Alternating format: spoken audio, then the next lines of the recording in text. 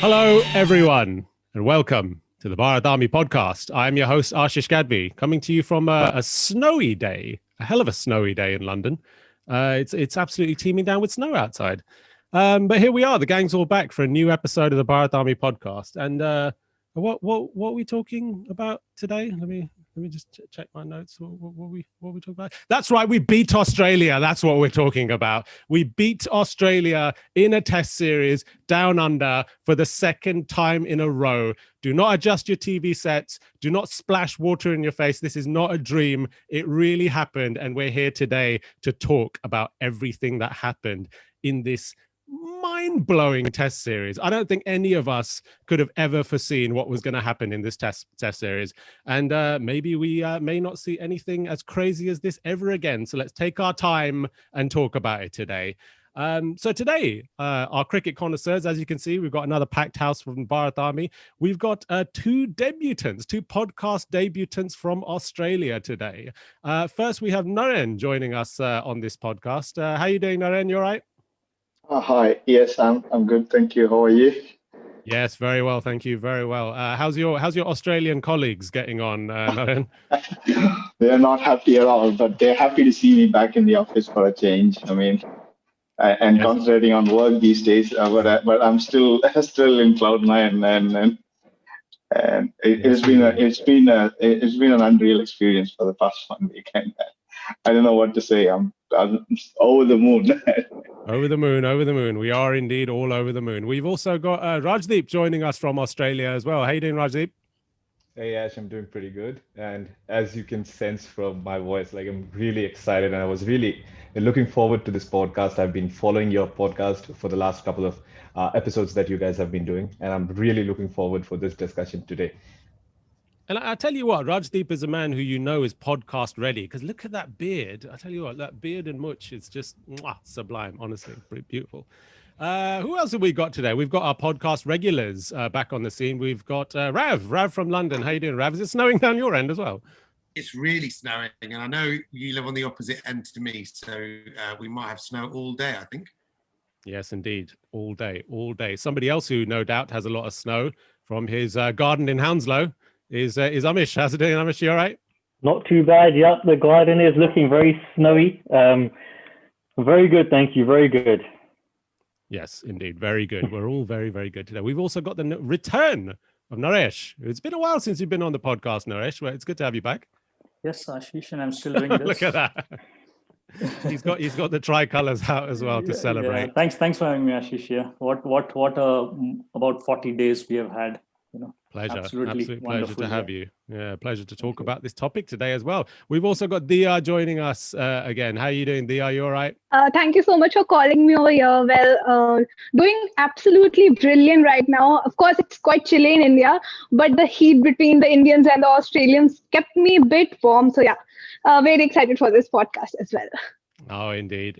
I'm sure somebody else who's very excited is Ahan, Mr. Gupta. How are you doing over there, Ahan? You all right? Yeah, all well. How are you doing? It was great series, I think, to watch, especially the way it finished and the man who finished it. Good series to watch, wasn't it? Oh, the man who finished it. I'm sure you've got a lot to say about the man who finished it. We'll be getting on to that later on. Don't worry. We have plenty of time to talk about all of this. So, yes, indeed, everyone. Let's talk about what happened. India played Australia in a test series down under, and we won 2-1.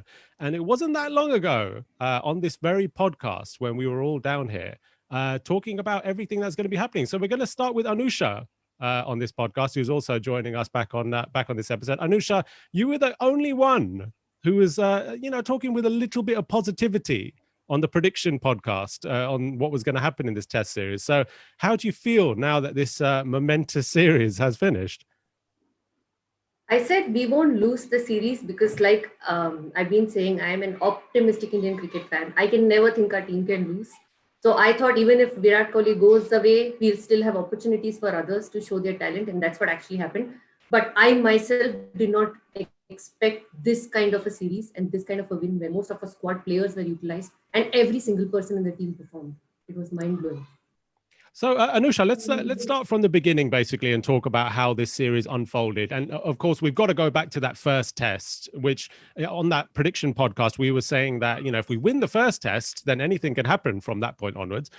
We did not win that first test, of course. And I don't think anybody will talk about anything else that happened in that match, apart from the 36 all out. So look, let's discuss it. All right, we're going to talk about the highs of this series. So let's talk about the major low. 36 all out in that first test. But in retrospect now, what do you make of that innings? At that time, it was so disheartening and heartbreaking. I never expected something like that. Even if it was a loss, that kind of a loss, I did not expect. But now when I think about it, maybe that's the push the team needed, or that's the, kind of mental state they probably had to be in to come back that strongly. So I think it was ridiculous, but the way they made a comeback was unexpected completely. And obviously we heard some discussions, right, where Ravi Shatri said, wear the 36 as your badge. That's what will make Indian cricket the greatest. So I think that's the momentum the team needed. That's the pep talk the team needed. And amazing. It was just brilliant comeback from there. Mm-hmm. Yes, indeed. Yeah. Well, let's go over to the two Aussie representatives on this podcast. Let's go over to Rajdeep first. Rajdeep, 36 all out. Must have been difficult for you to take living there in Australia as well. What were your feelings at that time? Definitely not the best of times to be walking down the streets as an Indian, to be honest. Like, we had to take a fair bit of, call outs for that 36 all out. But I think, like Anusha mentioned, I think that was one of the stepping stones in terms of building this, team for the rest of the tournament. Like the likes of Washington, Sundar, Natarajan, Shubman Gill. I was really looking forward and very excited about this guy playing positive cricket. And I think that kind of, showed the true character of our team. Like, they went down 36, being a top team in test rankings.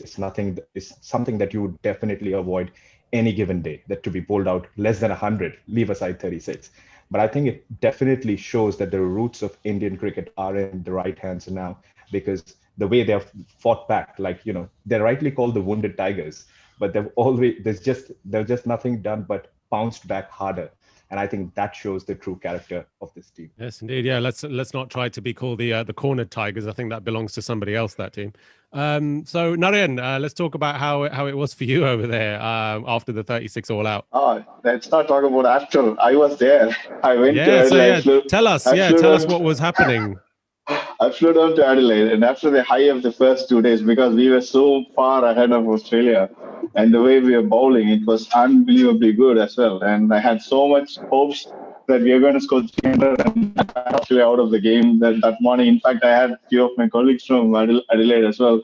They flew down for Christmas, and we all caught up, and then they said, like, oh, mate, game is out of your hands now. And that's kind of pompous narrative that I was going with the previous night when I met them at the pub, and they all agreed. I mean, like, India played a better game, and then I turned up. It was like waking up from a horrible nightmare. Every single ball caught the edge, and then it all found the fielders too. I mean, it was like I couldn't believe what I was seeing in the ground.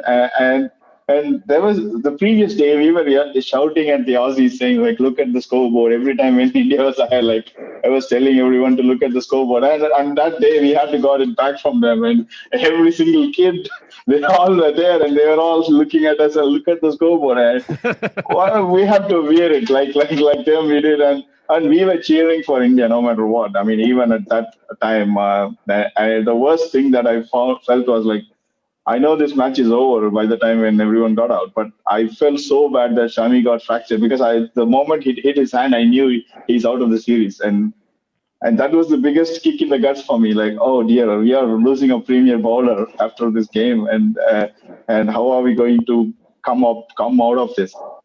And the thing that I was thinking about was, like, it hurts. It hurt me so badly. If I could feel this much hurt, how could those young kids will be feeling in the park? I mean, the guys who dropped the game like that. And I just went back to the hotel, and I said, like, I want to vacate. I want to fly down. I want to fly back to Sydney, and I did that exactly. I pre-pounded everything. Right. But the way they turned up at Melbourne, oh my goodness. Yes, Hats off to everyone. one for the ages. The turnaround, Yeah, indeed. Yeah. Well, I mean, now that some time has passed from this 36 all-out innings, let's go over to Rav. Rav, what happened in that innings? Well, to be fair, and I've watched back the entire innings.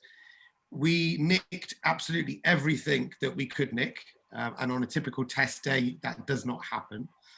They bowl very well, and I think in the aftermath, they spoke a lot about intent. And you look at some of the shots, they were kind of 50-50 shots, not percentage shots.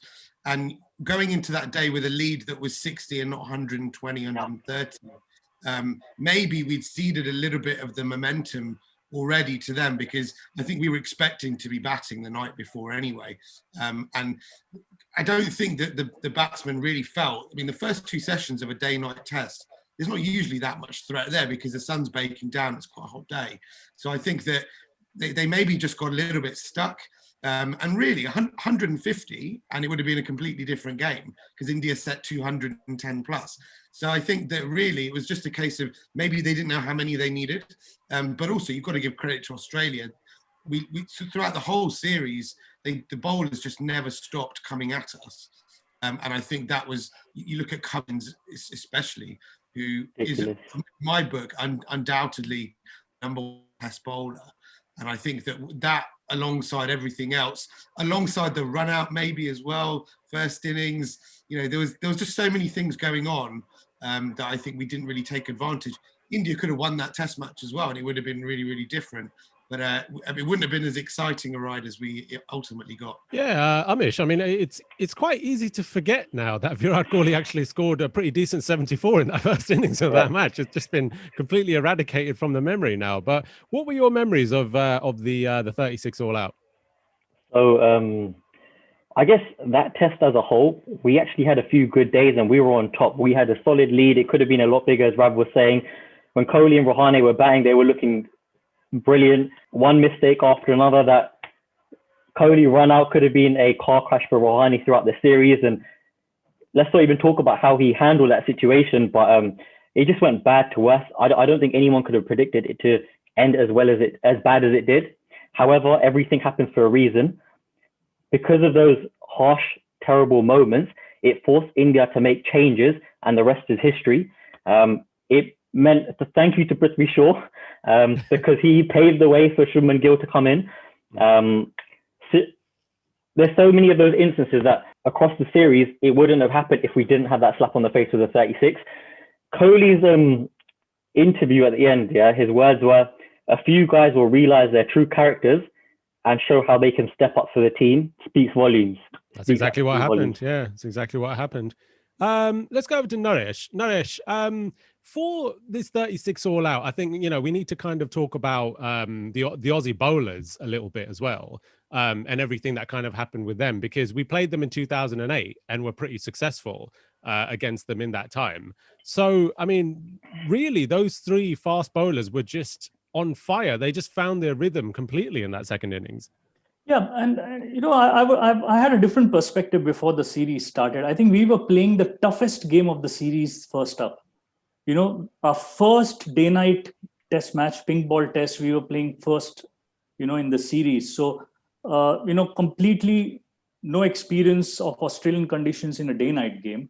But yeah, that third day, honestly, it was a Saturday. I felt, okay, let's have a good weekend because Virat Kohli missed out in the first inning. We may see a big one before he leaves. But yeah, it was like a bowling machine programmed to bowl good length, little outside the off stump, moving 2 inches away. That is what was happening in those. I think it was about 50 minutes and everything was, no one had control from the Indian side what was happening, but it was just amazing, display of pace bowling by Hazelwood and Cummins. And as you said, yes, we played them in 2018, but I think this series, after a couple of years, they were coming with that reputation that, they are world leaders. Mitchell Starc, 42 wickets in 7 day-night games, 100% record for Australia.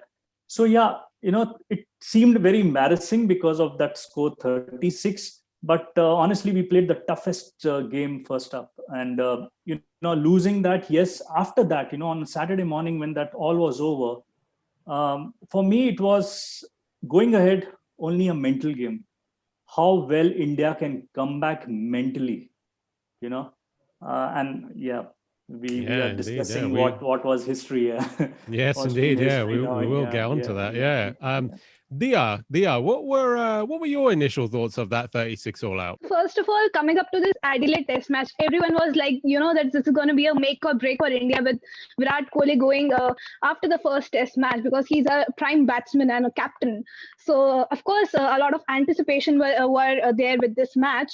And in the first innings, we were bundled out for like 244, and India was playing like this. This pitch was one of the spiciest pitches, according to me, in this entire series, and it was not easy to bat. And the way Virat Kohli scored that 74, we could see that attrition in him. And again, in the second innings, we saw when Australia was playing, we dropped like 4 catches. Then Ridhiman Saha and so many fielders dropped so many catches, and had that thing not would have happened, maybe we would have got a lead of 100 plus, and maybe the score that Australia would have got to chase would have been different, and the entire discourse of the match would have been different. But again, that didn't happen for us. But it was good to see that, the way we bowled them out for 191, I guess. But then, I remember on the day 2 evening, the match was like evenly poised. We all were like, you've got a lead of 60 plus runs and we can sleep very nicely. And, we will wake up and, India will make 200 plus and, we are in this game for sure. But to our surprise, we were like, I saw us at 19 for 6 and we were like, oh, what is happening? This was something that we were not expecting. But the bad thing was that many people said that this is one of the black days of Indian cricket, and this is something that I don't adhere and agree to. I mean, of course, I get to see a lot of diplomacy among the Indian fans. Of course, that's there. Of course, with all those emotions attached to the team, you think that they should perform well at the stage. But again, it was the Australian bowlers, and the way they were bowling, those line and lengths were so good. They were trying to bowl fuller lengths and straight up right outside the off stump. So, and again, the only thing that was lacking was the intent that our batsmen couldn't show. Except for Chadeshwar Pujara's dismissal, that was one hell of a delivery, because that was almost unplayable. Except for that, I guess our batsmen could have survived and it wouldn't have been 36 all out. That was bad to see, but again, nothing to take away from the Aussie pacers as well. The way Hazelwood and Cummins came at us, that was very good to see. But again, we got to learn something out of it as well. And yeah, that comeback was brilliant. But yeah, I would not say that it was black day of Indian cricket. This is something that we should not be saying. But yeah, we won at the end, and I'm very happy. Ash, just a few points to add to that, right? Pujara was the only one who got out. There's so many players who played a shot which they shouldn't have, and I know we said that they were bowling brilliant lines, which they were, but it was the same as the first innings. Some of the shots that we were playing in the second innings, we deserved to lose our wicket for those shots. Like, we were reaching out for balls that are wider off stump, and intent is one word that fair enough, we can use on occasions, but that, I don't think that was intent, because they showed intent in times that they shouldn't have showed intent, and it led to us getting caught. And yeah, they caught everything that came to their hands in that second innings. But I guess that's the knock-on effect of IPL. No break in between, no first-class cricket, no time to change your game and mindset into Test cricket. It was evident from the manner of our dismissals. Well, look, I'm going to go over to Ahan last. And you mentioned IPL there, and you mentioned one name who me and Ahan have delighted in talking about quite a bit on this podcast. Prithvi Shaw is a name that just keeps coming up over and over again. Ahan, Prithvi Shaw in Test cricket, is he ever coming back into this team, do you think? I don't know. I hope he does. I mean, for him, he's got the talent. You've seen it at the under 19 level as well. He's got the talent. He just needs to go away and sort himself out mentally. And if he wants to become a Sehwag-like player, that's fine. But he needs to start getting like the runs and the consistency that Sehwag had to back it up. But he also needs to understand that at that time, there weren't that many options instead of Sehwag. And right now, there are quite a few opening options roaming around. So if he doesn't get that kind of consistency, it's going to be very tough for him to nail down his spot. Having said that, before the Test match, there were two team selection choices which I think we got completely wrong. One was Prithvi Shaw. Most of us said Shubman Gill should have started that game, and the other was the wicketkeeper position. because I think we had all said that we needed runs in the day-night game, and we saw. And I know people had complaints about even in the preview podcast about certain about Pant lasting 20 balls and other people playing. It was a split house on this podcast when we talked about Rishabh Pant last time. Yeah, but I think we all agree that we needed that even like 20, 30, 40 runs in a day-night game were important. I think that we got those two completely wrong. I think we were slightly, I don't know if it was defensive, but it was just strange selection choices because you could see that Gill was more in form. And also I've heard I read somewhere after that game that apparently for every wicket you get in Test cricket, you have to have 13 or 14 not in control shots or play and misses, which actually results in one wicket. And I think that day we had 5 for every wicket. So I agree that they were bowling really well, but I mean, there have been better spells of bowling in a Test cricket and teams have not gotten out for 36. So I think while we can give them credit, we also have to look deeply. I mean, obviously they didn't look deeply into it and they fixed it later, but at that moment it was like, okay, fine, you can make all the excuses, but there has to be, this is not like, nothing ever can result in you getting all out for 36. Yeah, I think that's a fair assessment, especially at the Test cricket level. But anyway, all out for 36 is what happened, and then we lost that first test. Moving on to the next test, let's go back to Anusha to get her thoughts on this, because I think really the spotlight within this second test really has to be shone on Ajinkyo Rahani. He is somebody who a lot of people on this podcast were actually questioning whether he should even be in the test team anymore. And obviously saying that because Virat Kohli is not going to be there for the last 3 tests, he's kind of found himself in this team based on the fact that he's a vice captain. But cometh the hour, cometh the man, Anusha. In that second test, Ajinkyo Rahane stood up with an innings for the ages. So I have to swallow my words on Ajinkyo Rahani and Rishabh Pant both in the pre-series podcast. We will get on to Rishabh Pant later, don't worry. Yeah, these two. Ajinkyo Rahani's captaincy, what I had mentioned even that time, I really like it. He may not show aggression on the field, but he's aggressive with his strategy, his field placements. We saw that in the first hour of the Melbourne test, and I was amazed with his field placements. I was in fact asking some cricket analysts, does he actually use data? How does he know these field placements? I was intrigued by that. So I love this captaincy, and his batting was amazing. I think that changed the whole series for me. That whole partnership between Ajinkya and Pujara. So yeah, I mean, absolute massive respect to him. He was under tremendous pressure. Everybody was against him being in the team, and we were all saying, "Oh, why is he even the vice captain?" types. But absolute respect. It was brilliant. Yes, indeed. Yeah, Rajdeep, what did you feel watching Ajinkyo Rahane in that innings? And then, of course, as Anusha mentioned, Pujara, of course, contributing greatly in that innings. I think, look, Ajinkyo Rahane comes across like a character who's very poised and calm and composed, right? He doesn't show a Virat Kohli aggression, but I think the strategy and the way he takes care of the team, like looking at the bowling changes or you say the field placements, I think that is it's a shrewd captaincy that he has in himself. He possesses that. And the second point to his captaincy that I have noticed is that he's got this ability to instill belief in these youngsters that they can win from any situation, which is worth taking a note of. Because if you see how he's promoted a Pant at number 3 to actually go for the win and not play conservative cricket.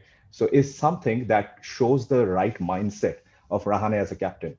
Come again to this innings that he scored, like 100 after being shattered, and the Adelaide debacle that happened and everything that was spoken about the team. To come into this game and lead from the front as a skipper, I think that kind of changed the entire dynamics of the game that followed later on. And I think everyone took a cue out of it and said, no, we have been shattered, we have been fought hard at, but we are not going to step back over here. We're going to go for the win at any given point in time. And I think that's definitely something Ajinkyo Rahane has to be applauded about. 100%. Yeah, Naren, what were your thoughts on the innings of Ajinkyo Rahane at Melbourne? To me, that's the most difficult innings that he has ever played in his life, because if you remember that day, the second day, it was overcast conditions and the ball was seaming, swinging, bouncing. There was so much pace. and the way Cummins was bowling like his dream on that day, and I couldn't believe that he didn't get a wicket. I mean, as a cricket fan, but the way Rouhani played, he never followed the ball. He was playing within his body, and he was circumspect, and it was pretty much mind over body. I think. I mean, like he was cutting his reflexes, because you have watched him playing away from his body a lot, getting out to these aggressive shots at the start of the innings. But he was so determined, and that was the hallmark of his mindset and the person he is. I mean, like I've never doubted his ability, and his innings in Dharamshala as well, and the way he captained the side in 2017, that was unbelievable. I was telling my colleagues, they didn't even know who Ajinkyo was, and they were asking like, we only concentrate on Virat, and who is this guy? And all of a sudden he's going to be the captain. I said like, mate, Virat is aggressive according to you, but Rouhani is even more aggressive than Virat when it comes to tactics. He is a lot more aggressive captain. And we have seen it against Australia in Dharamshala when Virat got injured, but it was mind-blowing. That 100, I could not believe how he scored the 100 in that sort of wicket. I wasn't giving anybody a chance. No disrespect to anyone, because of the way the ball was going from get-go on that morning. And then he scored a century. I was like, wow, he deserved to be the man, and he got the Mullah medal for that innings as well, which is a pioneer from indigenous Australian cricketers. So it was unbelievable. Wow, I loved it. Indeed, yeah, it was indeed an innings for all the ages, as I said. Amish, another obviously person who came good in that match, another person who's come under a lot of scrutiny and criticism, Chadeshwar Pujara, but you have stuck by Pujara through thick and thin throughout all of this. And the second test isn't even the best one for him. Pujara was absolutely incredible throughout. I think that word intent is thrown around recklessly at times, because we are playing test cricket, and there's a time and a place to show that intent, and each person has a role in the team. Pujara understands his role. There's no one else who can do his role, but there's other people who can play the stroke players' innings, which he's a special player. Just to add to the Rouhani talk, right? Because I was another one who wrote him off, and the way he carried himself throughout that test, to, like that was mentioned, getting everyone on board, but just that run out where I think it was Jadeja who got him run out, and instead of showing disappointment and frustration, he went there and showed encouragement, because there was still a job to do, and like that just gives confidence to the rest of the team. Like it's so, you look up to leaders who carry themselves in that manner, and also I guess there were just a number of partnerships that were missing in the first test. Gill came in, and I think he was involved in like more than half of the 50+ partnerships in that test. Sorry, another thing about Rouhani, right? Go on. With everything that's gone wrong over the last few years after the brilliant start he had, right? Tendulkar once said to Yuvi, when it matters most, you will most matter. Rouhani stepped up. I don't think anyone expected him to have the performance he did. Tactically, from a batting perspective, from a leadership perspective, I think he won everyone over. He really won everyone over. Yes, indeed. Yeah. And of course, Rouhani has lived his test career with that kind of mantle over him, that he was the person taking over that number the 4 position eventually went to Virat Kohli, but for a while it was him taking over that position from Sachin Tendulkar after Tendulkar retired, which is never an easy position to be in. Rav, another few names that has to come to mind for that second test victory. Jasprit Bumrah, of course, we were waiting for him to really like show us what he's got, especially after 2018 where he was such a revelation down under, and by God did he do it in that first innings. Yeah, absolutely. Bumrah was bowled like a dream, to be honest, I think, until he got injured. I just want to go back to what I deem to be the key moment of that test match. And I think it was before India even batted. I think Australia on a plumb batting service getting out for 195. Ashwin getting the key wicket of Steve Smith for a duck, which, Steve Smith averages 110 on this ground before that test match. So that for me was a massive moment. Great planning by Rouhani to put Pujara leg slip kind of 45 and just take that catch. So that kind of, for me, was the beginning of the moment. Also, two amazing debutants. I think Siraj to take 6 wickets on debut was superb. He gets Labuschagne out on the first morning. And also Gill, you've got Agarwal, who was really struggling that first over to Stark. He gets out. Gill gets 45 on debut. And that then sets the path for Pujara, Rouhani. And as Naren said, India batted with the worst of conditions in this test match. On the second day, it was so overcast, and the way that Rouhani played the ball so late, effectively just playing the ball off the peak of his helmet, so that he had to play the movement really late, I just thought was superb. And I think if you go back to day one, getting Australia out for 195, then you have to take a really big lead on first innings so that you don't really have to chase anything at the end. And in the end, it worked out to perfection because Jadeja's partnership, batting-wise with Rouhani, gets India the lead that enables them to not be potentially chasing so many. The bowlers we know will do the job, and they did. Australia, I think, got 200 second innings. So only 5 runs more. And at that point, their batting is really struggling because the whole series, even in Adelaide, they didn't cross big totals. So we knew then that the bowling is beginning to show some real potency. And as it showed, we won an amazing test match. And indeed, bearing in mind, Yadav only bowled 3 overs in that second innings.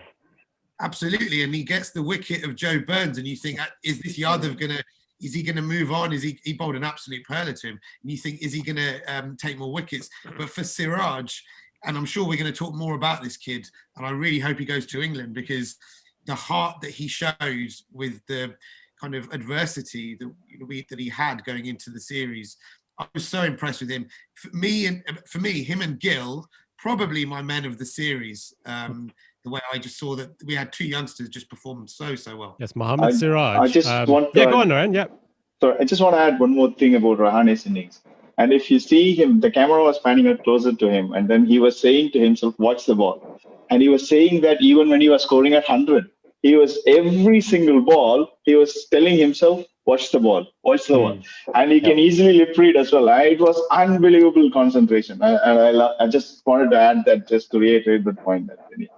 Yes, indeed. Yeah. And as you mentioned, Shubman Gill and Mohammad Siraj both made their test debuts in this match. Mohammad Siraj made this debut on the Boxing Day test match near enough a month to the day that his father passed away. So you could imagine the type of mental strength that must have gone into him making that debut when his team needed him the most.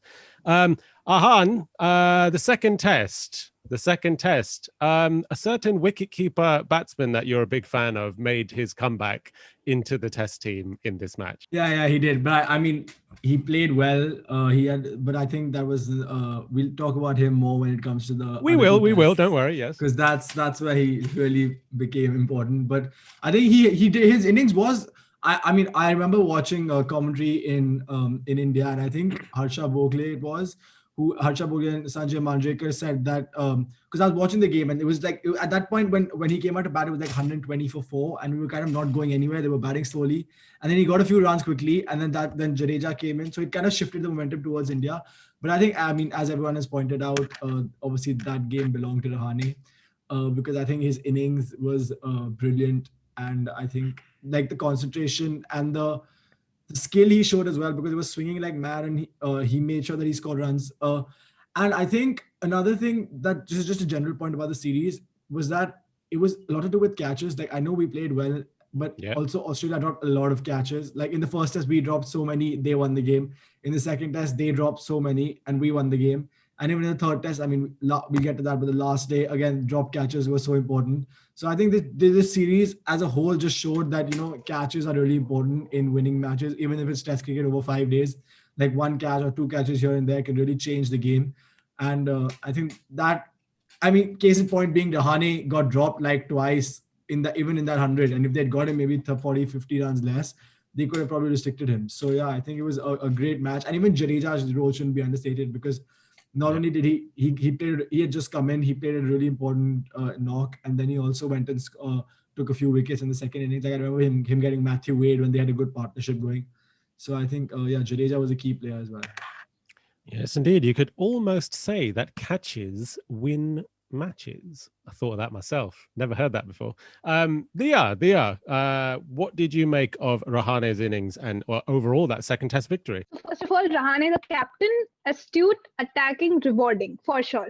As we say, from the word go, he was so much attacking with his captaincy. If I give a few instances about the same, he had 3 slips and a gully in the initial few overs, and you could see Jasprit Bumrah bowling towards that line only, and then he got out Joe Burns. And then who would have thought that in the very 11th over we would get to see Ravichandran Ashwin on a pitch like MCG.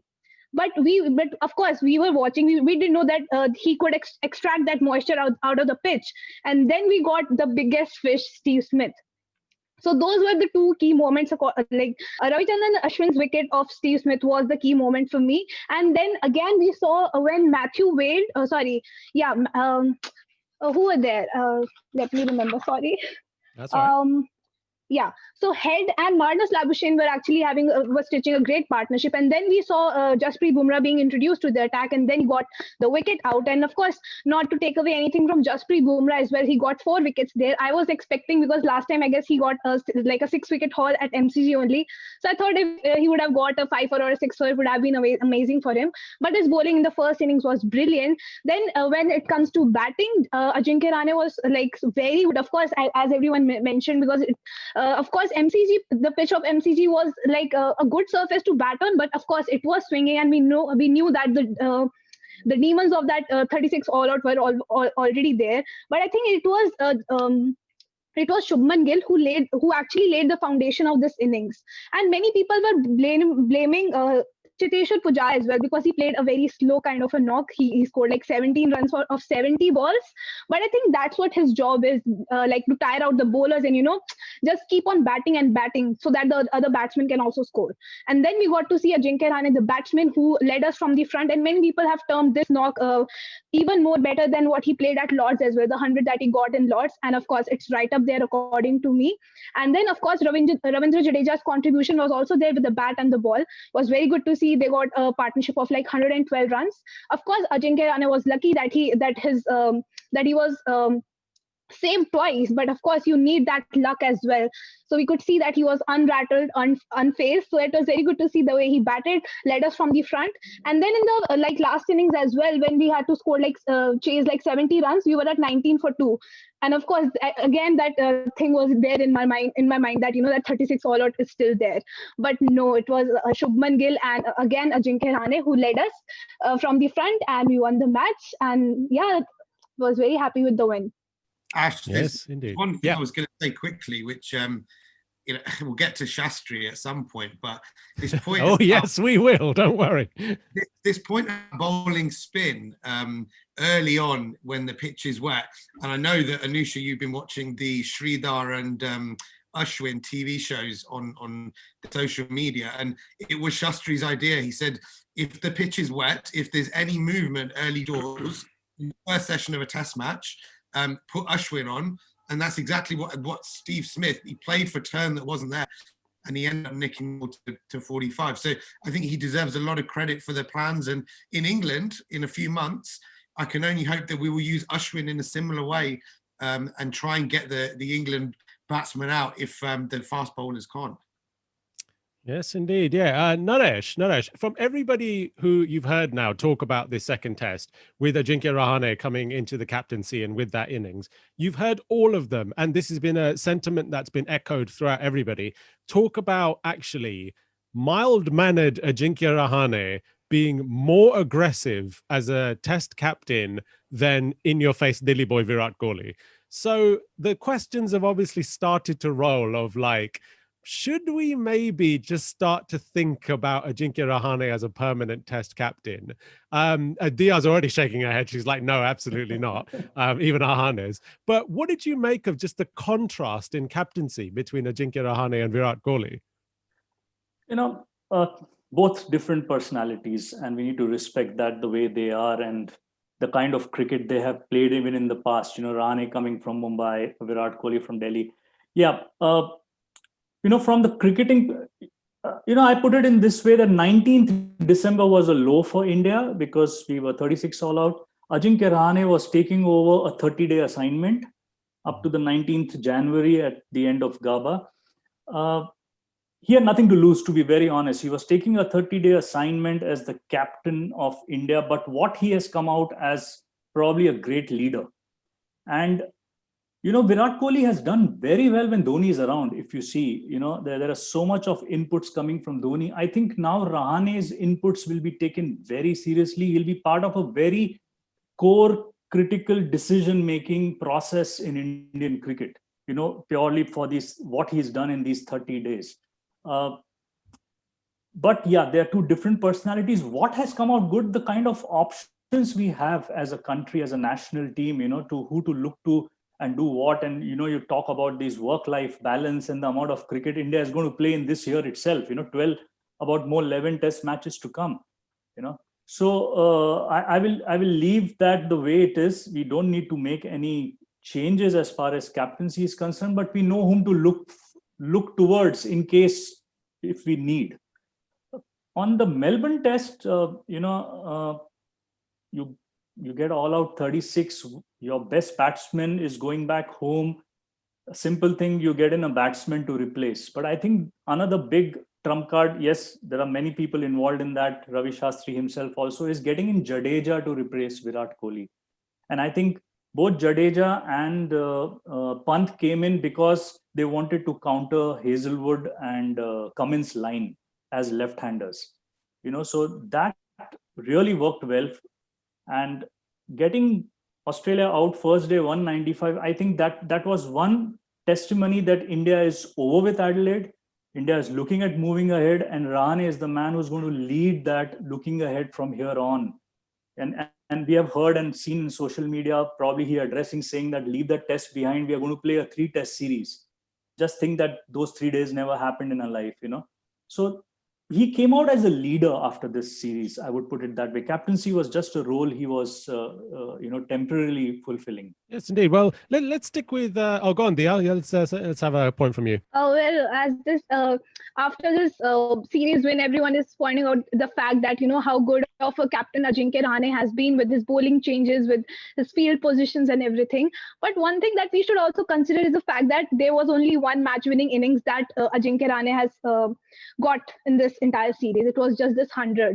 Except for that, there were no as such innings that we can back over the fact that he can be that leader for us. But see, that's not the case with Virat Kohli. I feel that he has shown that, that's how I perform. That's how I'm going to do. And, I'm not expecting the same, something like that only from you. But you can, the rest of the 10 players can contribute in a similar manner. And, because he has shown that, he has given us those results single-handedly as well, many of the times. But that is not the case with Ajinkyo Rahane. He might have given us one match-winning innings, and that will be remembered forever, since for a very long time. But of course, Virat Kohli and many people are criticizing his captaincy. Like he's so aggressive, and his shoulders go down when India drops catches, when he himself drop catch. But that's how he is. We get to see his animated side, because every captain is different. Every person is different in his own way. If Ajinkyo is a calmer one, then Virat is the aggressive one, and I don't mind that aggressive Virat Kohli as the captain, because his captaincy only led us to be this team the way the position that we stand in right now. And he has shown with his batting, with his aura, he has shown us that why he deserved to be the captain of Team India. He has got us to the #1 test position. Like we have been holding that test mace for 2-3 years. So it's because of his captaincy and his batting as well. And of course, Ajinkyo Rahane's captaincy is very good. He has got a 100% test record. But again, it's the batting also that matters. How he's going to lead the team, how he's going to show the rest of the players to score runs and to be in a particular manner. I think that kind of aura a player like a captain like Virat Kohli only possesses, especially in the test matches. And I don't think that needs to be changed. And it's just Virat as my captain, as the captain of Team India. Well, I'll tell you what, let's open up the floor a little bit and hear from some other people about what they have to say about this issue. Let's go over to Anusha, because I think you had your hand up a little while ago, Anusha, and then we'll go over to Ahan and then Naren. What I liked about Rahane's captaincy or leadership in this series is I saw the other players, other leaders in the team growing, like an Ashwin or a Pujara or a Vihari. I just saw a lot more contribution. Even Rohit Sharma, I saw a lot more involvement from the other players, not to blame Virat or anything. I just noticed that. And I also saw these youngsters bloom and take some risky decisions on their own. Like Rahane, I think in that YouTube channel of Ashwin, there was a conversation. They wanted to send a message to the people playing there. Rahane said, let's not send any message. Let them just decide how they want to take the game. I love that. That's when your team grows together. Just one more point. They said that the Melbourne test was won not in Melbourne. It was won in Adelaide. After the 36 all out, Virat, before he left with the management and Ajinkyo Rahani, made a lot of decisions, including Ravindra Jadeja to replace him. So I think that's where, as a team, we won. Interesting, yeah. Ahan. I just think that on this whole Virat Kohli thing, there's a couple of points. So firstly, I think as Jin said last time, there's this whole perception of good boys versus bad boys in Indian cricket. And I don't think Virat Kohli is the quintessential good boy. He's a bit in your face. He's a bit Australian, I guess. Like it's in a way, he's a very Australian player, Australian Indian. So he's not everyone likes that. Like the fact that he goes into your face, he goes out to you. Like even in that episode, but you saw like, I don't know, in that Amazon series, the test, you could clearly see he was going under the Australian skin, and when it comes off, you can really get under the opposition, and I think that's a good thing. And I also think there's a lot of recency bias when it comes to cricket in India. Like for example, when you've just seen a test result like this, it's very easy to think, okay, Rouhani was captain for those 3 test matches, we won 2 of those, so he should become captain. But I think what we all forget is that a test team and a test squad and a winning mentality is not built over 3 days or 3 test matches. It takes 3 years, 4 years, 5 years to build up. And since Virat Kohli has come in, he has always spoken about how we always play to win. I remember like very early in his captaincy, I think even it must have been that Adelaide test in 2014, where he literally said before the 5th day that we're not going to play to draw this, we're going to play to win, because that's the kind of team we want to be. So the fact that even at Gabba on the last day, we went for the win, we were even to be honest, I people might disagree, but even at Sydney, I feel like they weren't just playing to play out the day to draw. There was a kind of move to try and win that game. So I think that whole mentality, while people can say, oh, it's Rouhani is very important in doing this. Obviously, Rouhani played well. He made some good decisions. His speed placing and all of that was good. But I think people are undermining the role that Virat Kohli has had, not only on the mentality of the team, but also the fact that this vast fast bowling stock that we have has not come around from nowhere. Like, it was a well-known fact that in like earlier captains, they preferred their spinners and therefore they turned to them more easily. But now when you can see as a captain that, oh my God, there is the Indian captain is very interested in seamers. He wants to build his team around seamers.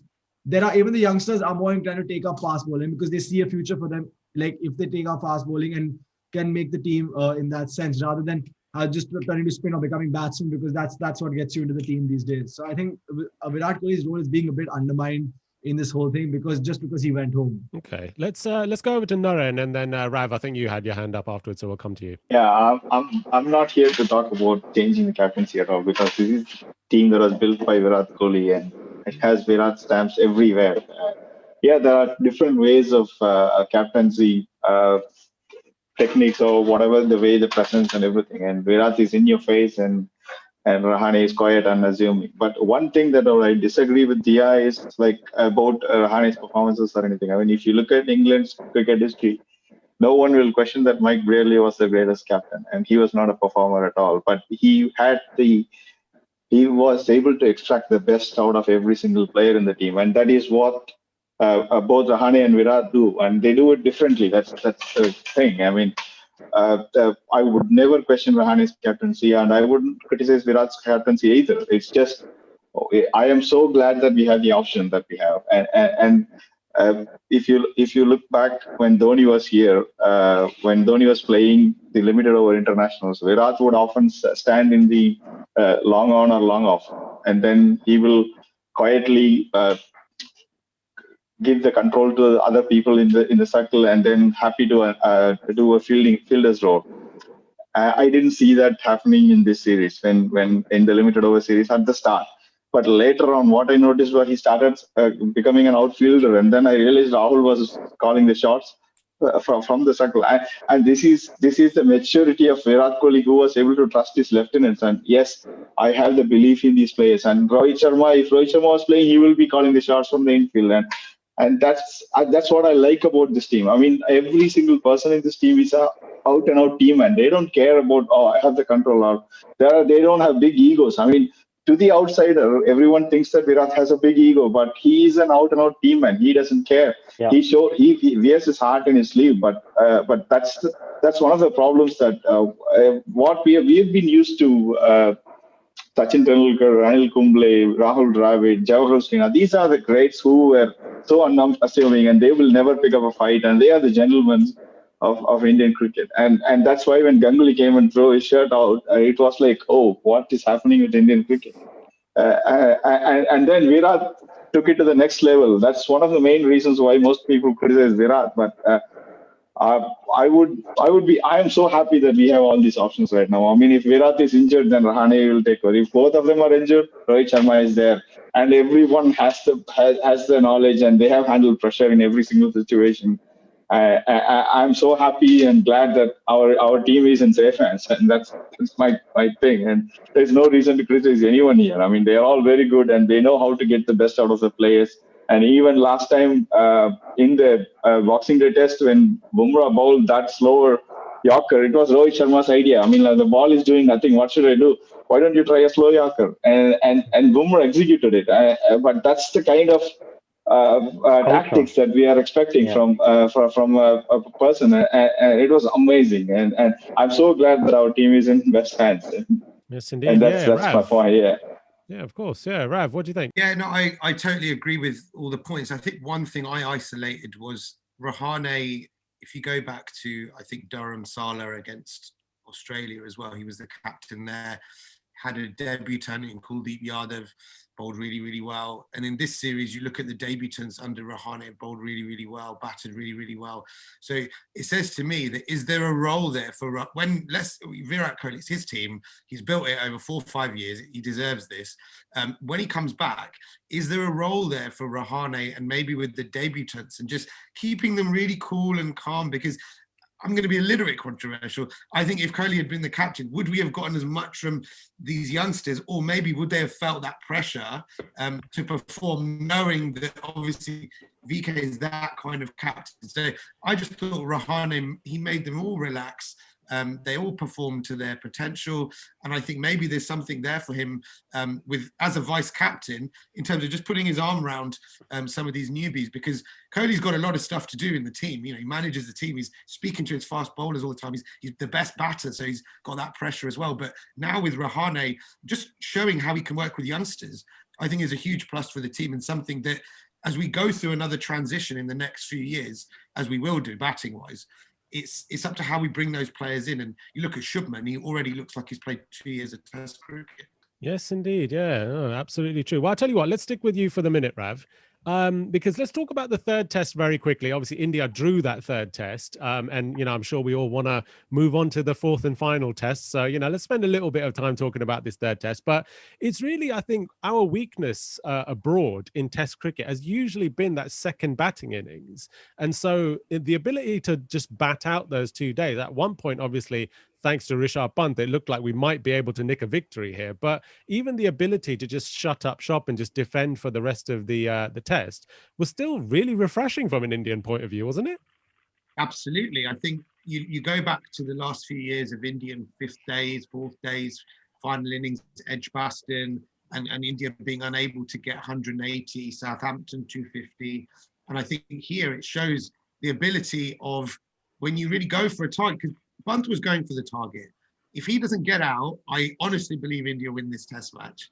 And I also think if Vihari doesn't get injured, India have so many more options as well. So kudos to Ashwin, to Vihari for the way that they batted, the way that they stonewalled Australia. Again, I believe there was a message that went out from Shastri for Vihari to take the fast bowlers and for Ashwin to take Lyon, as he has quite a big stride in there. And when they weren't taking singles, you could see Australia were getting really, really frustrated. And again, no one says anything about Nathan Lyon these days, but that's 3, I mean, you include Brisbane, that's 3 final days, including Headingley over the last 12 months, that he has not seen Australia home. And you look, if that was Ashwin, people would be saying all kinds of things. But I think the way that India attacked him and the way that Pant playing against the spin is on a 5th day surface at Sydney, it was so entertaining. And if he'd have not gotten out, I genuinely think we would have gone to the Gabba with a lead. But not to be. But what it does show is that India can. Banta's, I think, how many runs does he have on fifth day wickets now? It's a lot, and it shows that if you can attack on a fifth day surface, even the best bowlers in the world, suddenly mentally they're thinking, could this be taken away from us? And I think that is new India. That is the new confident brand of cricket that we want to play. And I really hope in a few weeks' time we play like that against England as well, because it just shows that the middle order, lower order for India has been a problem for quite some time now. We can just plug that alongside a brand new opener that we've got in there as well. A lot of problems that Indian cricket has had over the last 3 to 4 years suddenly start to fix themselves. Jadeja's lower order runs as well, etc. So you can see there were so many ticked boxes from this series, because for India to bat 100 overs on Sydney, I thought Australia did us a few favours not bowling Labuschagne more potentially, but for us to last 100 overs on that surface that we know starts spinning, I thought was absolutely brilliant. And it's a sign of things to come in the future. Yes, indeed. Yeah. Rajdeep, I want to ask you real quick about something, because we haven't really spoken too much about the opposition throughout all of this. We've mostly just been praising our players to the sky, and why not?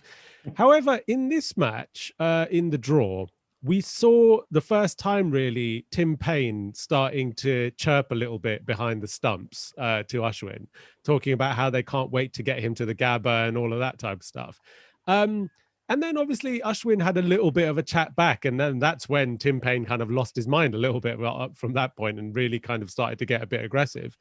Was that really the first sign from this Aussie team that they were just starting to crack just a little bit? Yeah, exactly. That was a word that I was getting. So, yeah, I think when they weren't getting the wickets, I think the team started cracking up a bit. Tim Payne definitely reflected in the conversation that he started having with Ashwin. So the bowlers weren't getting the wickets. The ball wasn't doing much. The premier fast bowler, Pat Cummins, wasn't being able to help either.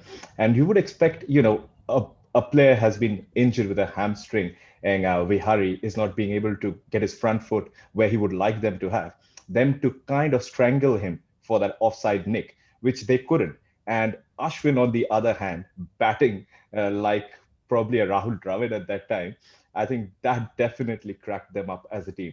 And even Tim Payne wasn't, being able to get the right kind of pressure into the batsman with his premier fast bowlers.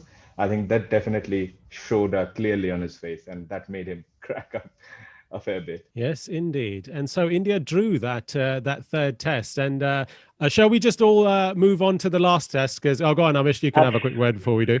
Yeah, go on.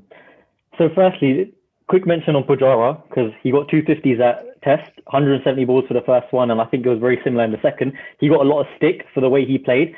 However, in the third and fourth test, the way Pujara played, he made sure we don't lose, as well as the likes of Pant giving us a chance to win.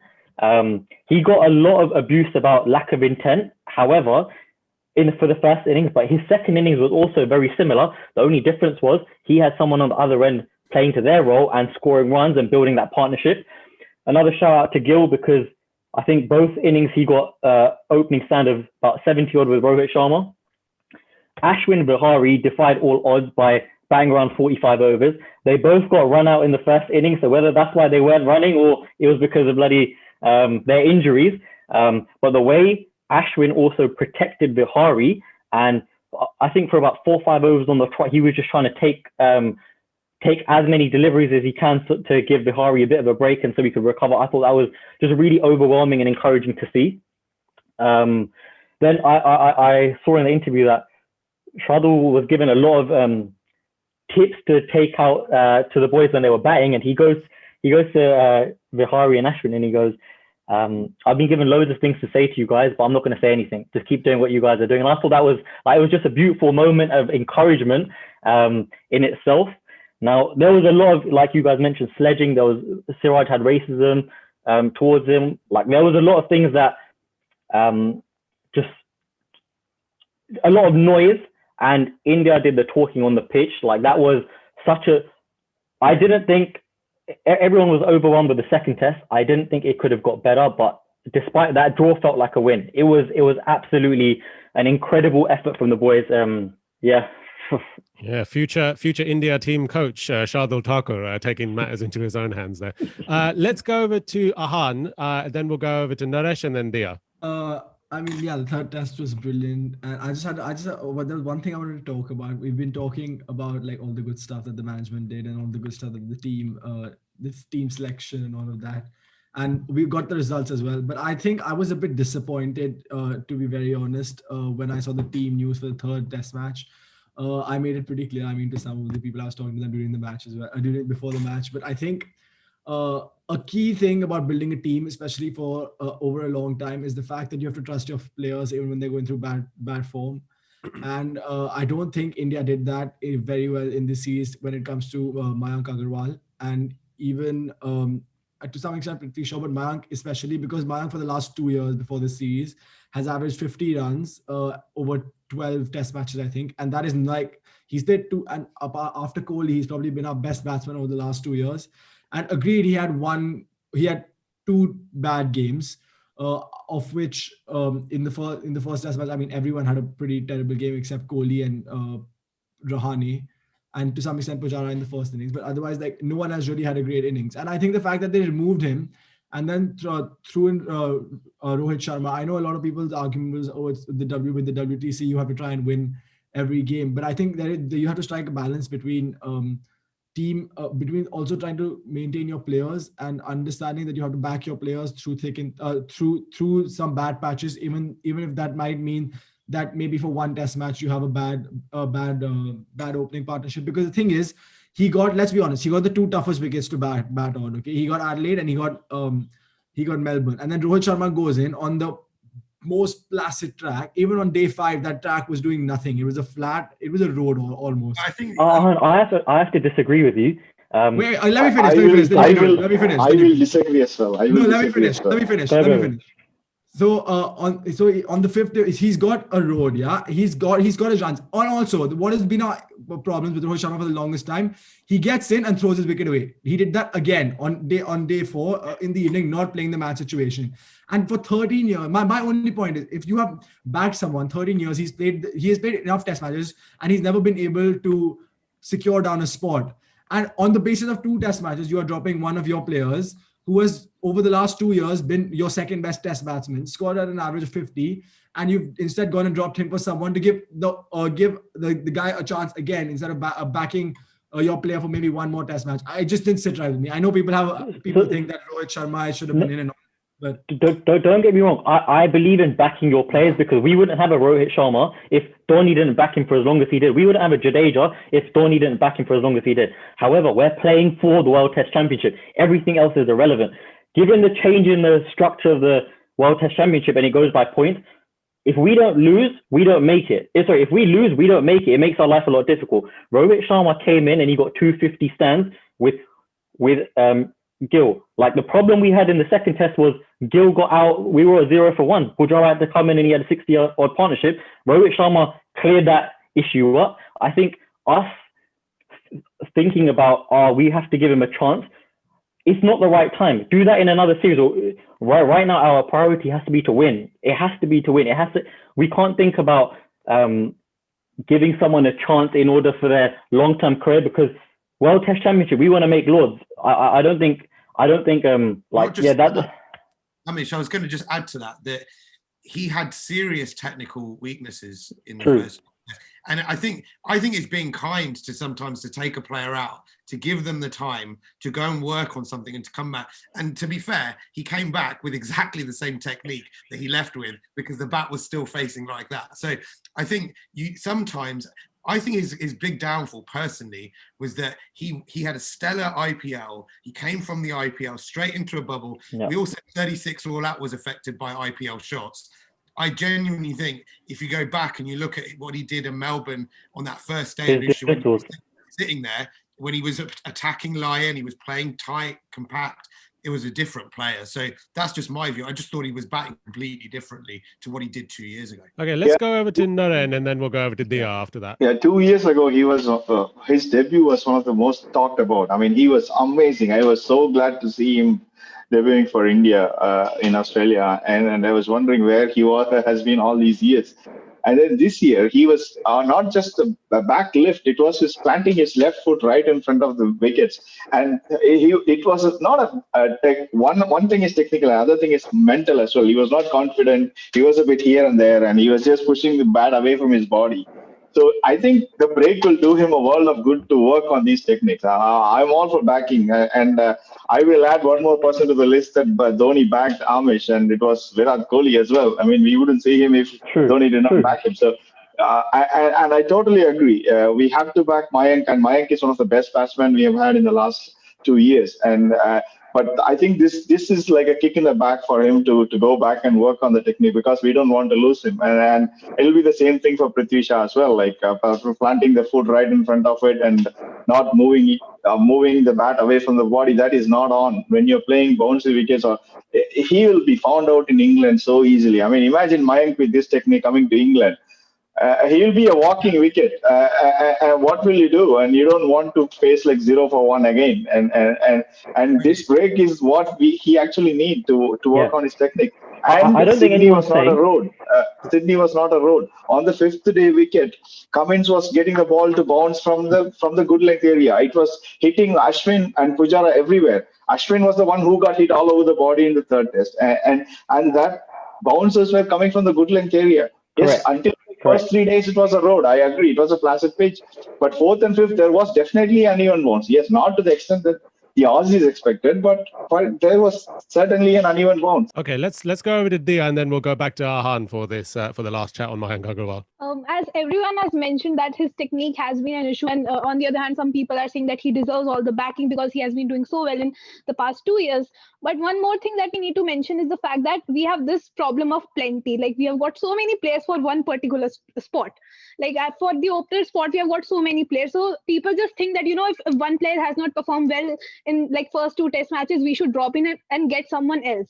So this problem of plenty is something that has bothered us a lot, and that was the case with Mayank Agarwal, and he got the chance in the 4th test match as well, and he could have performed, as Arhan is mentioning, that he should have deserved the backing, although I know he was the last resort that we got, so that because of that he was pushed down the order. I know that would have hit his morale so much, because being an opener he was made to play in the middle order. But if you are playing for India, you need to know that you have got the chance, you need to cash in on that. And again, he couldn't. In the 2 innings that he played in the middle order, he could have scored so easily. He was doing well, but he threw it away both of the times. Especially in the 2nd innings, he could have made India win that match. If he would have been there in the end, like, that would have been great. It would have made a statement, and he would have been like short selection for this England series as well as an opener for me. But now according to me, he has dropped that chance. Again, the technique issue and everything is there, but according to me, the problem of plenty is also there. And it was the first time that we got to see that 2 openers were in this decade. 2 openers were standing for 20 overs for us. Like, for 20 overs, Shubman Gill and Rohit Sharma was there. So yeah, that also matters. So yeah, I think Mayank Agarwal needs to improve a lot. Okay, well, let's go over to Arhan for the last word on Mayank Agarwal then. Okay, I'll just counter like a few things that people have said. So firstly, for Amish, she spoke about wanting to be in the World Test Championship, and that the fact that we need to work towards that, and that is the ultimate goal. But if we're going by that statistic, then before the test match at Sydney, which is when this decision was made, Pujara had 477 runs over 18 innings before that. Vihari had got barely any runs before that test match. So if we're picking teams that should be getting us to the World Test Championship, I'll address that 4th test. Don't worry, I'll address that. Yeah, we'll get on to that later. I'm saying before the 3rd test. So this is cool. No problem. I'll come to that after. Okay, perfect. Yeah. So basically, my point is that I just feel like firstly that they did that application of the criteria was not the same throughout the board. And also what Dia was talking about with Mayank Agarwal and improving and all that. I think firstly, when you come into this 4th test match, after you have come in basically because, everyone is injured, you're the only one there, you're batting way out of position.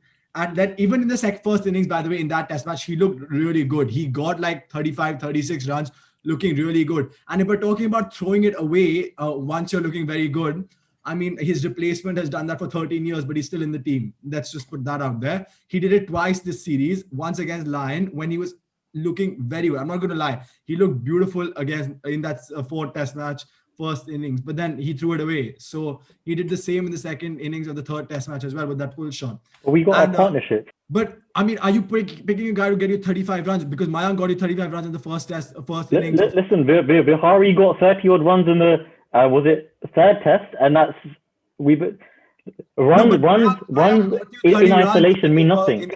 But exactly, that's what I'm trying to. But the thing is that I think also, and when we're talking about England and going to England and being walking wickets, I mean, I don't know. I'm just worried when we go to England. Ahan, let me ask you something, because I want to pick up on one point that Dia mentioned about the talent pool that we have is so damn huge that really, with somebody like Mayank Agarwal, does he have the time to be able to sort out these issues? Because obviously we had quite a few injuries in this match, but when these players are fit again, then positions are going to be even harder to get. And also you've got Shreyas Iyer waiting in the wings as well, who's waiting for a position in this test team. And dare I say, it might be a little early, but there's a certain left-handed opening batsman from Karnataka called Devdutt Padikkal, who is playing out of this world right now. So, you know, competition is going to be really scarce for him.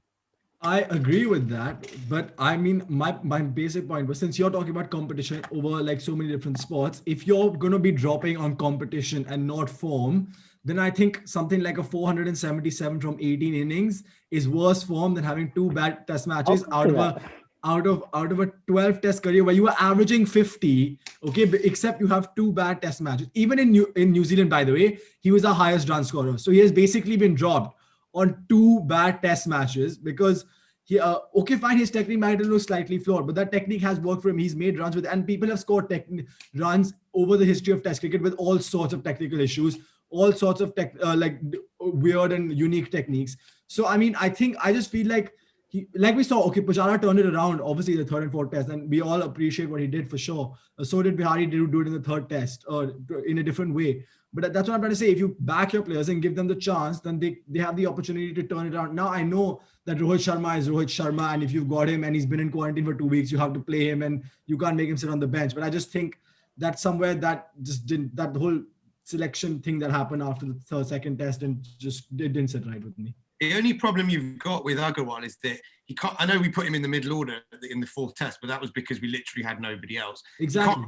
He can't really bat in the middle order, whereas obviously every other opening slot that we have, those batsmen can bat at 5, really, whereas he is a native opener. And I think that probably went against him because India needed the solid starts, the 20 overs, like Dia said, where blunt the Kookaburra ball, because I think that ultimately was more important than potentially getting him. If there was 5 test matches, I would have kept him. But the problem was there were only 4, and we needed to win. And I just think in the end that had to come. Gosh, and here I was thinking that this third test was going to be the one that we'd spend the least time talking about. That test was brilliant.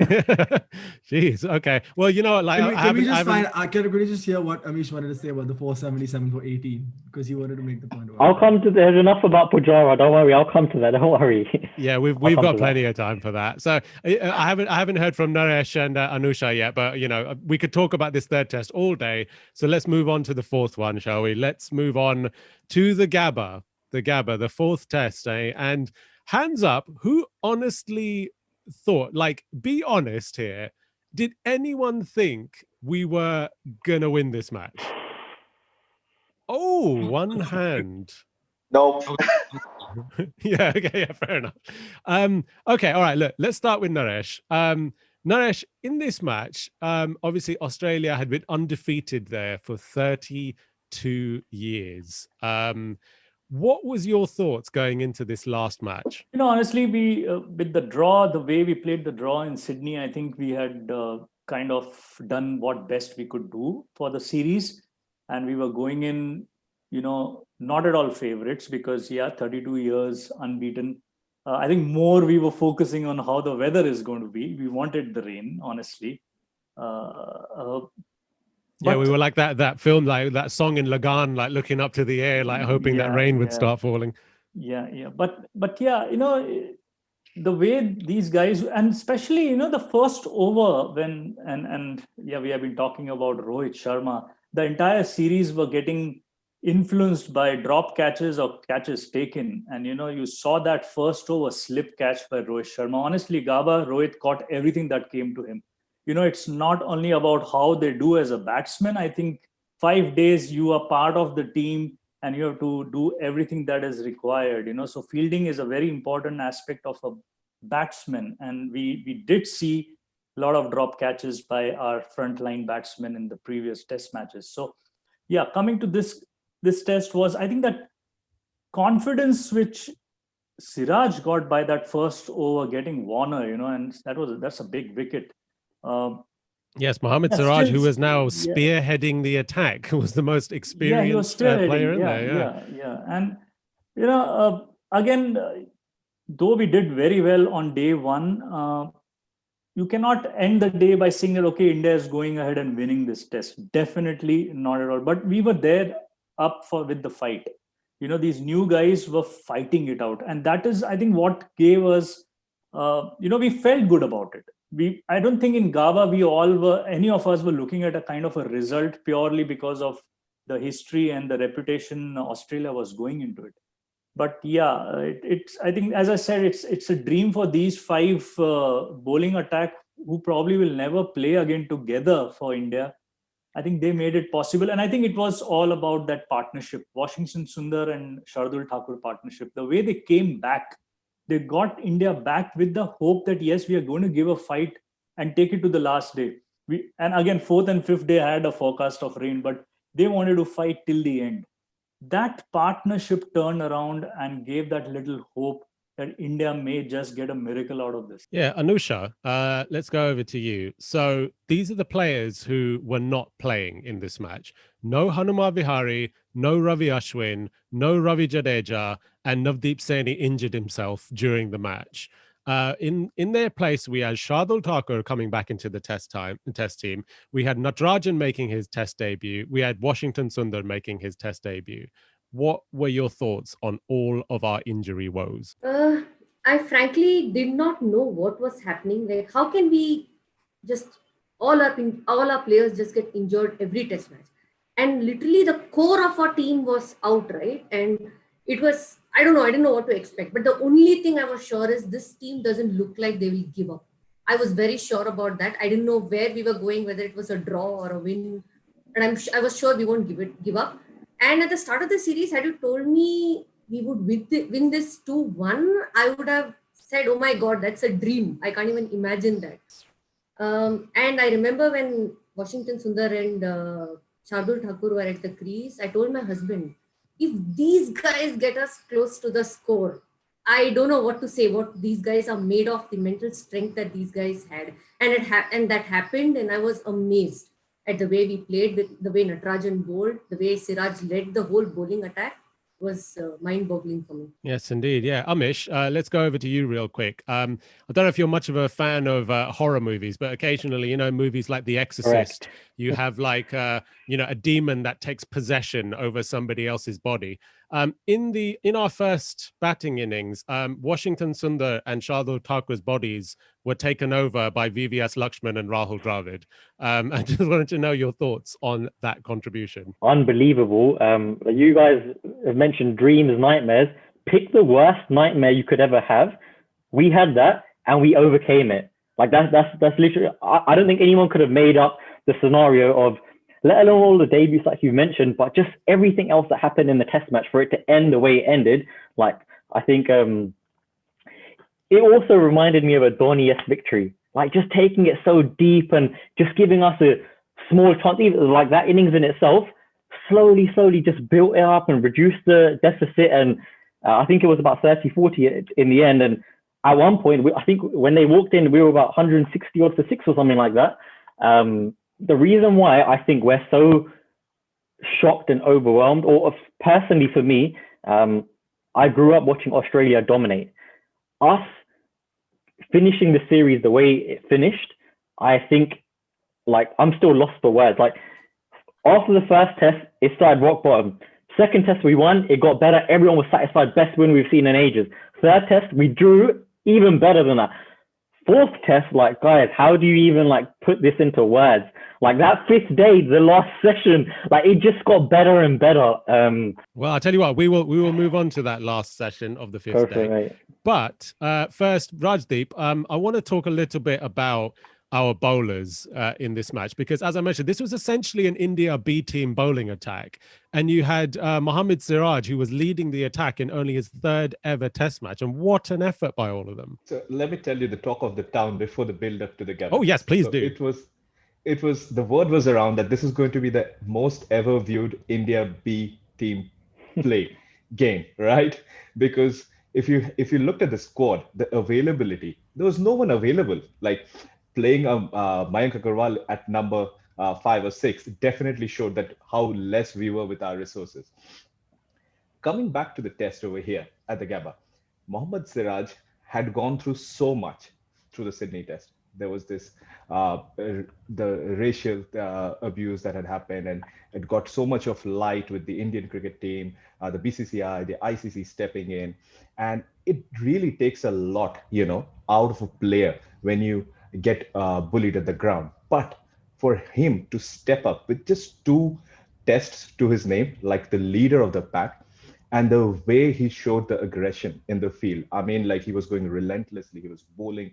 Like I thought probably I'm seeing a Bumrah and Ishant Sharma combined in him, like the attitude that he showed. And, to be backing with Natarajan and Shardul Thakur. And I think, hunting down as a pack. And if you note from the game, like everyone has got wickets. If you look at Thakur got wickets, Natarajan got wickets, Sundar got wickets.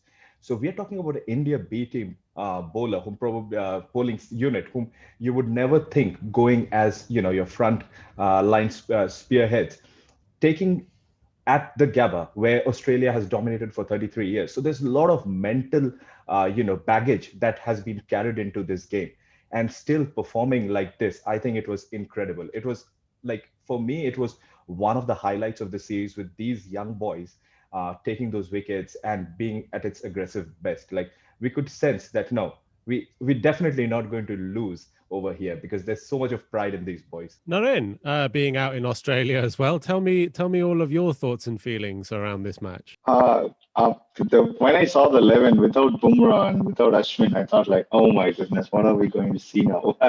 How am I going to even put up a fight with this 11? And that was the kind of thoughts.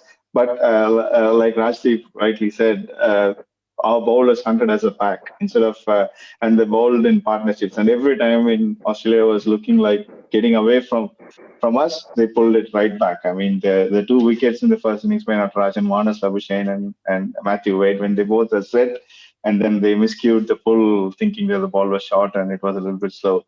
The only negative things that I had was like Natarajan was lacking fitness, but he came in as a net bowler, and then our field positions for the first slip and the keeper, there was a lot of edges from Natarajan did not carry to our slips.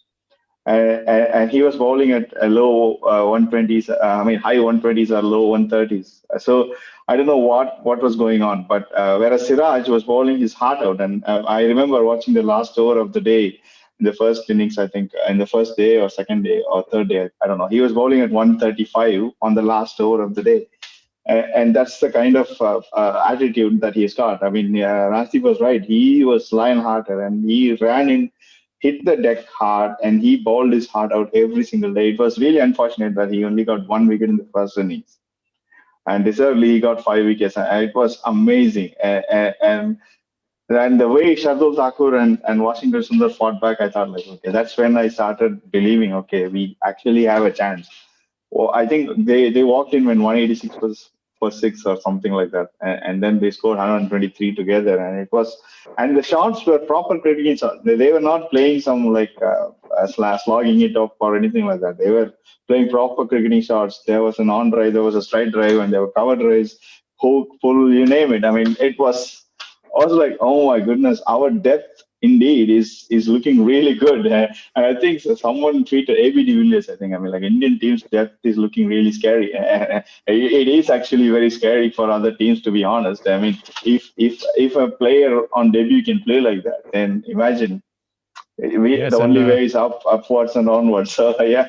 Indeed, yeah, and a very quick mention also for Washington Sundar's best impression of Brian Lara that he did in this match with his one-legged hooked six. One-legged shot. hook six of Yeah. the best bowler in the world. I mean, that's and then the no-look six of Nathan Lyon. I mean, this was just it was brilliant. I mean, having followed cricket team for a long time, and especially in the 90s when Sachin Tendulkar gets out, we switch on the TV. But in this series, our team has actually proved that there are so many performers. And if Rohit doesn't get you, then Gill will. If Gill doesn't, then Pujara will. If Pujara doesn't, Rahane doesn't, then Pant will come and bash you out. This is the kind of team that we have always been dreamt that Yes, we are going to indeed. get, and now we have actually got it, and it's amazing. And we are no longer one-dimensional when it comes to bowling as well. I mean, Ishant Sharma hits the deck hard. Shami's kitty pace, Bumrah can do everything, and then we have Umesh Yadav sitting in the wings and Mohammad Siraj. It augurs really well for our future. I'm so happy actually after the Brisbane win with our debutants actually. So. Yes, indeed. Yeah, Rav, we saw in the second innings, the second bowling innings, a 5-wicket haul from Mohammad Siraj and even 4 wickets from Shardul Thakur, starting to obviously come of age. Those guys, who had Washington Sundar as well. Like, they've all played really brilliantly in that second innings. However, you also being a huge fan of Shubman Gill, what an innings that was in the second innings, chasing to win the match. Absolutely. I think if you were to say to me that he's going to slash a ball outside off for 6 just before lunch on day 5, I would have said, what are you doing? But yeah, he was superb. I think just to go back to some of the other points and these debutants, this shows the benefits of the Indian A-team system. It shows the benefits of Rahul Dravid. And you look at some of these youngsters who Sundar has spent a lot of time under Dravid. And, you see even the way he plays in the V, plays straight. It's almost as if you've got a left-handed Dravid in there now. So I think lower order runs was a big unticked box coming into this series. And I think just for perspective, I thought Pat Cummins in that test match bowled as well as I've seen any fast bowler in the last 10 years. And Siraj still took as many wickets in the test as he did. So it just shows that a debutant with heart can definitely perform. And I was a little bit surprised Australia didn't replace Stark going into the test. I thought he was quite poor in the middle part of the series. And I thought India attacked him quite well. But in general, history tells you that if you get 350 at the Gabba, I don't think Australia had lost since 1930. Yeah, you're done pretty much, aren't you? So when you get 350 and you're batting first, it's a big advantage. And for the guys, for Shardul to come in and to play like that cover drive that he played was one of the shots of the series. And I know Pant played amazing on the final day, but I would say Pant and Shardul were the men of this test match. He got 6-7 wickets and he got all those runs as well. I thought he was absolutely superb, and hopefully add Gill to the list. Yeah, and if you come to England, and he's going to get a good go with the Duke's ball, I think, if we play 5 tests pretty close to each other with those lower order runs that we didn't have last time, India look a completely different proposition. So I think it's been an amazing final test match, and I would say that the Gabba and probably Perth 2008 are the 2 greatest overseas wins. If I said to you 10 years ago that India are going to win at Perth and they're going to win at the Gabba, nobody would have believed that. So it's just an amazing performance to cap off on a brilliant season. Of course. Well, we have Shubman Gill on one end, who is basically taking the attack to the Aussie bowlers. We have Chadeshwar Pujara, who basically turns into a human punching machine, and just takes all of these body shots with these short deliveries. Eventually, Shubman Gill gets out on 91, touching distance away from a century. Such a shame. We lose a few more wickets in that pursuit as well. But then cometh the hour, cometh the man, arguably the most scrutinized cricketer in the whole of this Indian lineup, I would say. Certainly the most discussed cricketer on this podcast for quite a while.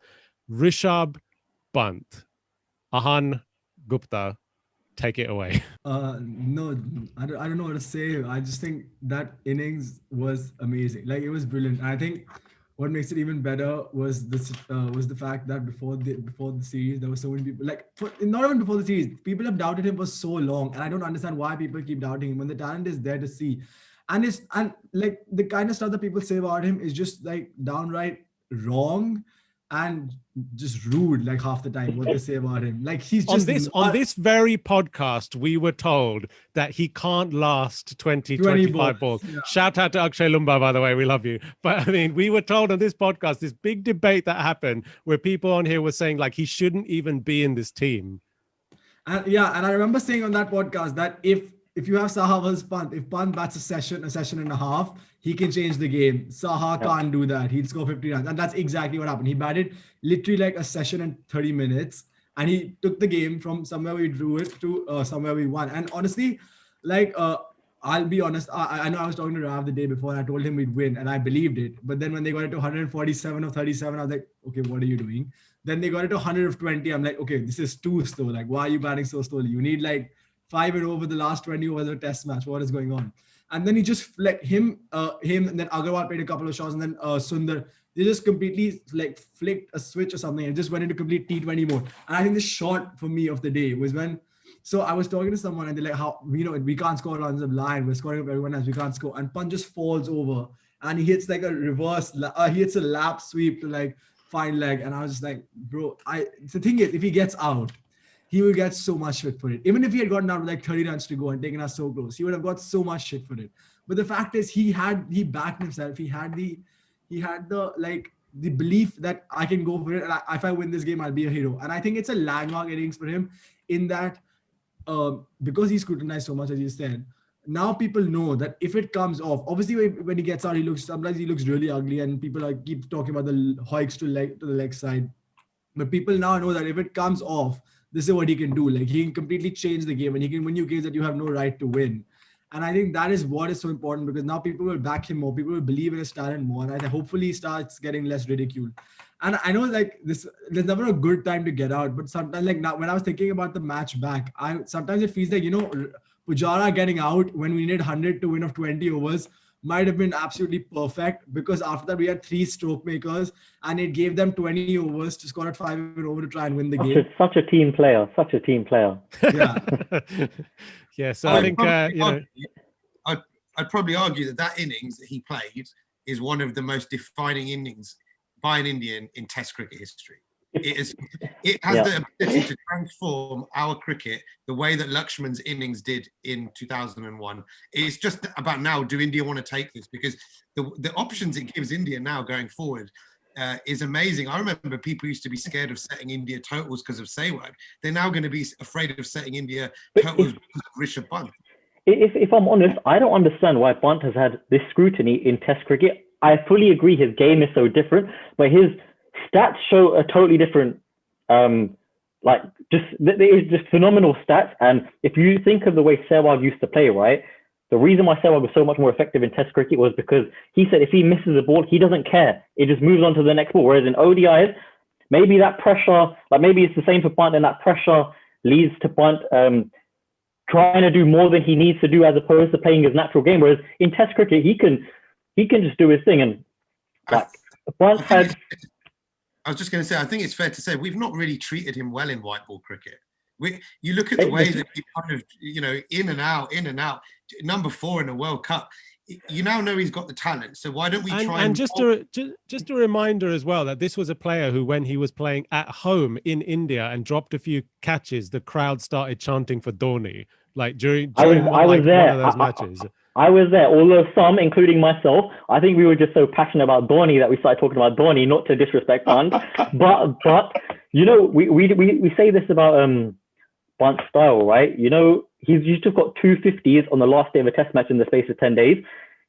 India had 16 50-plus partnerships. Pant was in 5 of them. 3 of them were with Pujara. So now it comes to like playing in tandem, playing in partnerships, right? The way Pujara batted, I'm sorry, I have to go back to Pujara, Ahan. I know we spoke about this earlier. But the way Pujara batted gave us a chance to draw, let alone win. Pant and Gill gave us the option to win, whereas the way Pujara played allowed us, the blows he took on his body, like getting hit on the head, his elbow, his ribs, and he still took it. When I saw him have a blow on his fingers and started jumping up and down, I actually felt that pain. Like, I was so concerned and worried for the guy after putting his body in the line like he did. To be fair, it wasn't just Pujara, because even when we were fielding, how many guys did we have close in getting hit, sweep shot after sweep shot, and still took it. The fight that India showed in this series, and to be honest, that's down to Kohli and Shastri, to be fair, because they've instilled that, like, you can't just create that mindset overnight. It happens over a period of time. And another thing about Pujara, right? He batted for 1,368 minutes, 22 hours, that is, 928 balls, which is 154 overs throughout the series. The way he batted, he gave us in 2018, sure, he was a superstar. This series, it was a team effort, but they complemented his batting. Like, we needed him to play that role. No one else can do what he does. Ahan, you spoke about the stats. Listen to the last podcast, because I went through exactly what you're saying about his average being X. If we look at his stats just based on his average, they don't tell the full story.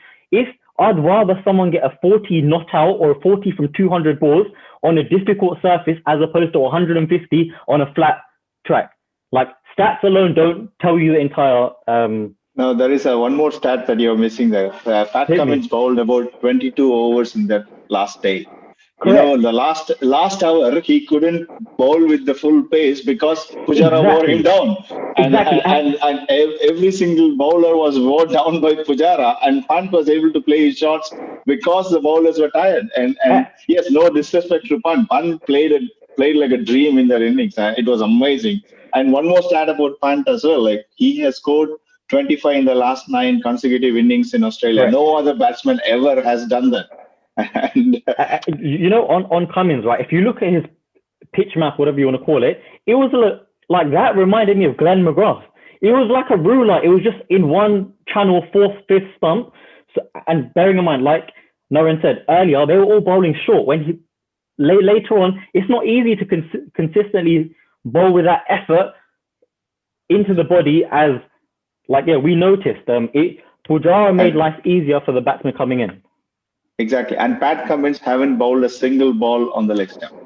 Entire series. And it's just, you look at the pitch map, and then there was not a single map outside the leg stump or on the leg stump. It was, who can do that for the entire series on a 4-match series? I don't think anyone could have predicted the 5th day to be as it went, especially what the team walked into, and Tim Payne's comments, the amount of sledging, the amount of abuse. Like, that 5th test was a win for the good guys. Do you know, it was a win for Test cricket. It was a win. I think India won the world with that victory. I suppose with Pujara, the way that he batted compared to the way that, Shubman Gill and Rishabh Pant were batting. I guess the best analogy I can probably give is like in boxing, you have a jab and a hook, and the jab is the one that kind of keeps just like ticking away at the opposition, and the hook is when you go for the kill. And that's kind of what both of them were like, I suppose. Let's go over to Naresh. Naresh, what did you have to say? This entire thing on the selection bit, with the entire frontline bowler, your attack injured, I was surprised that Kuldeep was not played, because 2nd and 3rd test, Rahane was very clear he's going with frontline 5 bowlers, and he played 2 spinners in Jadeja and Ashwin. So who do you look for in the 5th test in the 4th test when you don't have any experienced bowlers? Kuldeep had the experience and performance of Australia in 2018. So I think it is more what your situation demands, what you want to do. So, you can feel equally bad for Kuldeep, Other point on Rishabh Pant, on Rishabh Pant is that, yes, you need a very efficient keeper to last 5 days, 2 innings, which we were split, right? Whether Saha or Pant to start with in the 1st test. But what has happened at the end of the series, we would accept Rishabh Pant now with, giving him time to improve his keeping. Because I think what opportunity he got in the 3rd test, and that this master stroke of promoting him, because we've been talking about Pujara, but it is Pujara, Vihari, Rahane who have a similar style of playing. It is not that there's anything to do with intent. That is their style. With with Kohli moving out, that got more exposed. That last day of third test, 98 overs. If you have all three of them blocking, Australia will get on to you. So you promoted Rishabh Pant as soon as you knew that he was fit to bat. And that opportunity, which he obviously accepted it with open arms, just that at Gaba, he completed that task. I'll put it that way. He completed the unfinished of Sydney. So Very now Rishabh Pant gets that role, that is he going to become a finisher in Test cricket? And I would still keep him out of white ball, because he needs to get more and more patient to play those big innings, because that is going to be his role. And we will accept him being, I would say, average in his keeping, which he needs to improve. So I think that's the shift. That's the shift we would have here. Yeah. Okay, cool. Let's go over to Dia and hear her thoughts on this last match. Well, I just want to channel my Indian cricket, like inner Indian cricket fan right now, enough of stats. I just want to say that before Harsha Bhogle, when this test match started, he said that, it's 113 wickets versus 13 wickets. And that 2 wickets were of Rohit Sharma, who bowled like four balls. So that was, 1,036. Sorry, 1,013 balls versus 1,013 wickets versus 13 wickets. So that was the case. I mean, and again, I was shocked that, we could bowl them out actually for 369 was decent enough with that kind of a bowling lineup that we have got. I was very happy that, it's fine, 369. Then again, we saw, and of course, I want to mention one more thing. Virat Kohli, before the start of the series, said that this team is a representation of a new India. Now, by the end of the series, now I realize that this team is definitely the representation of a new India. I mean, who is our highest, run scorer in this series? It's Rishabh Pant, not Chadeshwar Pujara or Ajinkyo Rahani. Who is our highest wicket taker in this entire series? It's Mohammad Siraj with 13 wickets and not Jasprit Bumrah. So this team, this India B team that we have been terming it, they have just proven everyone wrong. And I read this somewhere and I want to just quote it. And it says that when that ominous hour of 36 all-out came in at Adelaide, and when Virat Kohli left, everyone said no chance. When at MCG, Australia chose to bat first, everyone said no chance. Then again at SCG, when we all were battered and bruised, everyone said no chance. And at Gaba as well, at day 5, with all those cracks opening up, everyone said no chance. But from all of this, we all created those chances, and now here we are, and we won this series. And as a fan, I just want to say that all those anxieties, those dark circles, those sleepless nights were just so worth it in the end. I mean, now I don't care how much runs Chadeshwar Pujara had scored. Now I don't care how much Jasprit Bumrah had contributed. I just know that my team has won collectively as a unit.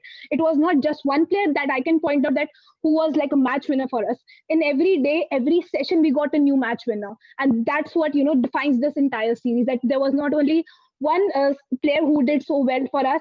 It was the entire playing 11. In fact, the entire 21 member squad that we had, 21, 22. And the backroom staff. Everyone was a match winner for us. And the backroom staff as well. Net bowlers, everyone. Yeah, Amish has mentioned. This is shocking. No one would have thought this. No, true, very true. So I mean, I want to. Should I go? And I want to point one thing, last thing. Yeah, I just want to say that Rishabh Pant has been the king of the fourth innings now for India. I remember that 114 at Oval that he scored in 2018, then that 97 at SCG, and now this 91, my personal special at Gaba. He is the king of the fourth innings for India right now. Very happy. Very true, very true. And I mean, let's go over to Ahan real quick, but I wanna just talk about the backroom staff after he's done a little bit. Just last thing I wanted to say, I'm just in agreement with what Dia said, was that I was just looking at some numbers. I know she said not to talk about stats, but when you talk about fourth innings for Indians, Rishabh Pant has the highest average. He's got an average of 87 in the fourth innings of a test match. And I think 80 of those, I think he's got 350 odd runs. Of those, 3 of them have been on 50 wickets, where he scored 114, 97 and 89. And I think just shows the class. And I disagree slightly with what Naresh said, actually, because I think when you've got a player like that who's so impactful, who can create such a crazy impact and change the game in the blink of an eye, it would be criminal not to utilize him to his full potential and keep him out of the white ball team. Because look at it from actually the third test to the fourth test. In the third test, at 97, we all felt like when he got into that flow and he was hitting all these boundaries, like he wasn't going to stop himself. Like he was going to get out soon because he was just going so aggressive. And then on 97, he played that. Correct. Yeah, and he played that stupid shot and he got out. But then the next game, you could clearly see a difference where he was reining himself and he wasn't going after everything. He chose his balls, he hit them, and then he changed strike. He trusted Washington Sundar to do some of the hitting as well. So I think you could already see that he like decided this time that, okay, I have to take India through now. It's up to me. And especially when he got to a situation when he was like 120 balls, he realized, okay, now it's my game. It's my time to make a name for myself. Yes, indeed. Well, I mean, we just had yeah, go on, Rav. There was a stat that came out about Bunt that 89 is the highest score by a wicketkeeper in the fourth innings of Test history to win a game. The highest was Gilchrist, I think, in Hobart. So it shows that that innings he's played is right up there in the top innings that's ever been played by a wicketkeeper in Test history. Well, Rav, let's stick with you for a minute, because obviously we've just mentioned, defying the odds and proving people wrong. And then we mentioned the backroom staff there. So, Rav, Ravi Shastri, bit of a genius? All is forgiven, I guess, isn't it? Yeah.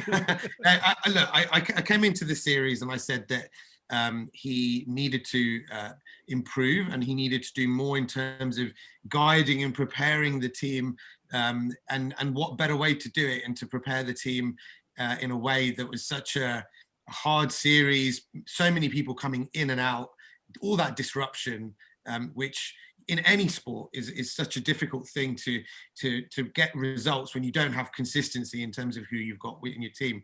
So I thought he did a great job. I think he deserves a lot of credit.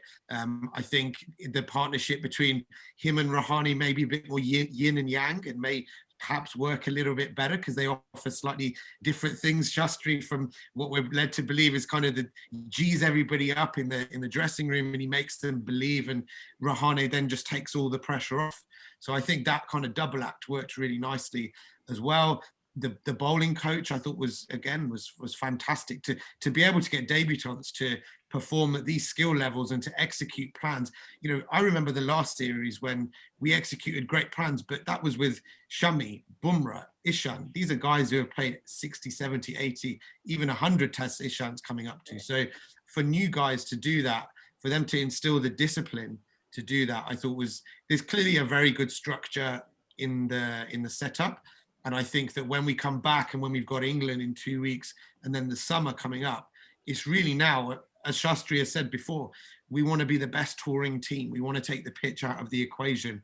We did that in this series because we lost 3 tosses and yet won the game. So I think that we're kind of finding the method a little bit better now. And I think, England, I can't wait for the summer. If we can get a win in England, then we are undisputed. And obviously we've got a small matter of a 6-day World Test Championship final to qualify for as well. Yes, indeed. And, I just want to also mention one more thing about Ravi Shastri, some spooky things that keep happening around that guy. So, we talk about some of the greatest moments in Indian cricket history. 1983 World Cup, he's there. 1985 World Series, he's the best player of the tournament. 2007 T20 World Cup. India has won the World Cup. Yuvraj Singh's commentary, his 6 sixes, Ravi Shastri's there. In the air, Srisant, Ravi Shastri again. 2011 World Cup, Dhoni finishes off in style, Ravi Shastri on commentary. 2018 Test Series Down Under, Ravi Shastri's the coach. And once again on this one, Ravi Shastri is the coach. What are you trying to say? I mean, listen, there's just something about this guy. He's Are we always forgetting there. 2019 then? Are we just like putting that away? Yeah, forget about that. Don't worry about that. Just checking. Ash, after the second test, everyone was saying, we have to give Ravi Shastri credit. We have to give Ravi Shastri. This is all Ravi Shastri. If I'm honest with you, I'm not going to give him credit for winning a test match. What I am going to give him credit for is the mindset him and Kohli have built across the team in order for us to fight the way we're fighting. Credit for winning a test match, that's his job. That's the postman posting letters. But to build what he's built and the attitude he's built, and before it was all speculation from us, but now we're hearing it firsthand from the players of Ravi Shastri is engaged in this culture of you're not out of it and there's a plan, and he's bringing the best out of people. Just to play devil's advocate though, to what you're saying is that when the team does badly, you must admit that it is Shastri who cops it a lot from the fans whenever India do badly. he does cop it a lot. He has. I'll be honest, like the responsibility, it comes with a role of responsibility, and I don't think it's not like the players don't get it, because after the 36, we were all criticizing some of the players in terms of how they got out and the manner of dismissals, as well as like there must have been an underlying issue. But then again, maybe like what happened to that 36 was just a freak. I don't think anyone could have predicted that or anything like that. But the way India have come back, and that mindset and the attitude and the fight and the heart that was shown, like that, you can't, like that's credit to Kohli and Shastri. And it's easy for us to speculate, right? But then I think Rav mentioned it earlier about the interviews. There's been a lot more interviews where the players have come out and actually firsthand spoken about the impact he's had. I think that, like, we can take any questions we might have had on his man management. Like he's bringing the best out of players. Like even Bunt, like as we think of Bunt, oh shit, we don't know if he's going to get out or not, if he's going to hit a six. They feel the same. Like it's all like they have those same concerns that we have.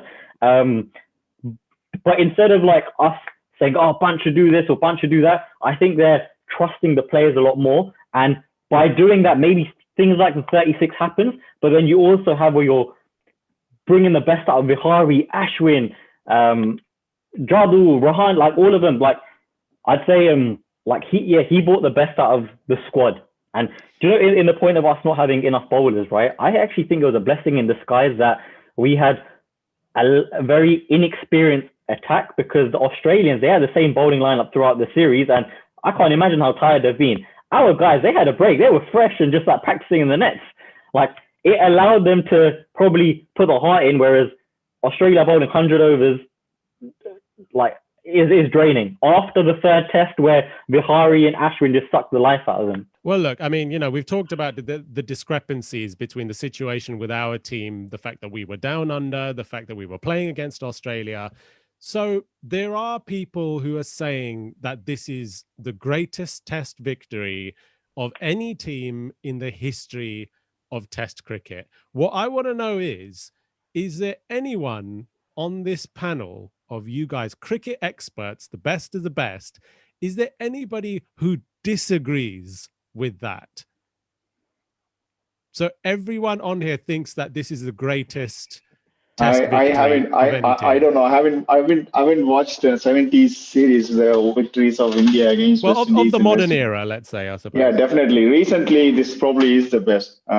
I would say. I didn't watch 2001, so I can't comment on that. But oh god, you're so 2000 young. was right up there. Yeah, 2000 was so good, man. Yeah, Ashish, I think it's because of the situation around it. You know, when you don't have your frontline team, you go with the mindset that these are the bowlers you're going to play, these are the batsmen going to play, and most of them are injured. From that context, the best ever overseas win. Yes, 2001 is the best ever home win, but you played that team which you wanted to play. Here, you were forced to play a different team. And bearing in mind, this is after IPL, where everyone's been living in a bubble. Like, where we're finding it difficult to live in a bubble where we've got everything around us. These guys were locked in a hotel room for God knows how long. In the year of COVID-19, yes, correct. Yeah. After being away from their family and so forth.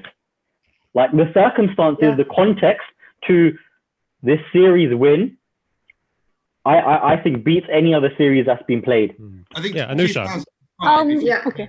And on top of that, the amount of rubbish that was written all over the Australian newspapers. The press is the 13th man, I think. Yeah. Let's go over to Anusha and then we'll hear from Rav. Yeah, for me it was the greatest because, like we said, we had injuries in every match. We had our leader going back. We were playing in Australia. We were defending our trophy because we were last time winners. Smith and Warner were back because last time they said we won because they were not there. They had their full team. We didn't. So I think it was the best victory ever. Yep. Rav, go ahead. Yeah, I had a lot of debates with my England cricket fan mates about 2005 over the last few weeks. I think if you were to come close. Look at kind of England having playing at home, having pretty much their first choice 11 throughout 5 test matches against a very good Australia side. But an aging Australia side though. Yeah, and with India, you've got to look at the fact that we played a white ball test first, and I go back to what Naresh says. That was a massive challenge for us to go abroad and play a pink ball test first, and then obviously come back into the series and then end at the Gabba, where we weren't that keen to play, to be honest, if we're being really honest. We probably wouldn't have rather had it on the itinerary at all. But I think if you look at the adversity that the team went through, you look at 11, 12 players missing, if you look at everybody, and you look at what the disruption that would have done compared to any other series. And you look at the neutrals and what I was watching Robert Key and Nasser Hussain's cricket show yesterday, and everybody who's not an Indian fan can't stop talking about this series. So what does that tell you about what it's done for the game in full stop? And now England think, oh, we can go and win the Ashes next year. So I think it's been great for cricket, for Test cricket, and it's probably been a shot in the arm of the game after a long, long time where people in Australia were invincible at home. Yes, indeed. Yeah, indeed. And with that, our time is up on our Bharat Army review of the greatest Test series of all time, the greatest Test victory of all time. The flags are out, our smiles are out. You can't really get a more smug group of Indians than all of us right now. But in closing, I would like to take it back to Ahan for a quick moment, because Ahan, we looked for many reasons during our IPL Weekly podcast for you to sing the Rishabh Pant song. And you texted me, I have evidence to say if Rishabh Pant chases down this total, you will sing the Rishabh Pant song on this podcast. So Ahan, the floor is yours. Okay, can I get backing singers here? Can someone help me out? I'll join. Yeah, Let's go. I'll join as well. Yeah. This is the Bharat Army chant, by the way, the normal one. Okay, 3, 2, 1, go. We've got Rishabh. Guys, this is terrible. This is so bad. Let's just cut it there. Okay, well that'll do. There's our song. So we've got Pant, we've got Rishabh Pant, and let's hope that Rishabh Pant and the rest of the guys do the business against England coming up soon. Thank you very much for everybody for coming on this podcast, and for everybody listening on this mammoth bumper edition episode of the Bharat Army podcast was such a special victory. Let us know what you think about this series. Hit us up on our socials at the Bharat Army on Twitter, Facebook, Instagram, wherever you can find it. Savor this moment, everyone. Savor the moment, because victories like this don't happen often. We probably all grew up here hearing stories from our parents and grandparents about the 1983 World Cup victory. Well, I think that we've just inherited our very own fairy tale to pass on to our kids. So enjoy it. Thank you very much, everybody, and we'll be seeing you on the next episode. Jai Hind.